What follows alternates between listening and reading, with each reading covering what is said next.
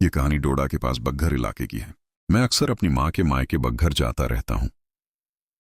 वहां हमारा 3 मंजिला पुराना घर है। घर की बनावट थोड़ी अजीब है। तीसरी मंजिल की सीढ़ियां घर के बाहर से जाती हैं।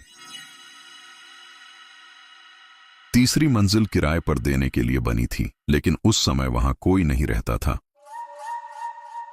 और बाहर से ताला लगा रहता था। उस रात लगभग 1 बजे मैं दूसरे माले पर था और फोन पर अपने एक दोस्त से बात कर रहा था। तभी अचानक मुझे लगा जैसे कोई बहुत तेजी से तीसरी मंजिल की ओर दौड़ रहा हो। कदमों की आवाज बिल्कुल साफ सुनाई दे रही थी। मैंने सोचा शायद कोई कुत्ता या भेड़ होगी, इसलिए मैंने ज्यादा ध्यान नहीं दिया और फिर से कॉल पर बात करने लगा।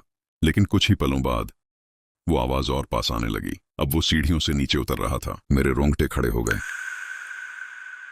मैंने पर्दे के पीछे से देखा। मुझे एक साया दिखाई दिया। तभी वो साया थोड़ा और पास आया और मैंने उसका चेहरा देख लिया। लंबी पूरी दाढ़ी, बहुत लंबे नाखून और बाल ऊपर बंधे हुए, लेकिन उसके चेहरे पर कुछ भी नहीं था।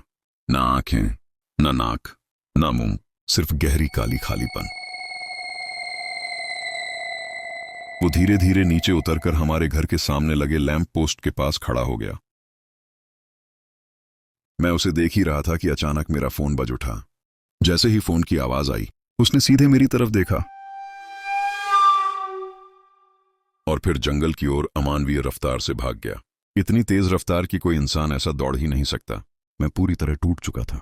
जिंदगी में पहली बार ऐसा डर महसूस किया। अगली सुबह मैंने अपने दादा दादी को सब बताया। दादाजी ने बस इतना कहा, इस बारे में कभी मत सोचना, कभी जिक्र भी मत करना। लेकिन दादी की आंखों में आंसू आ गए। वो रोते हुए बस यही कह रही थी, वो वही है, वो वही है।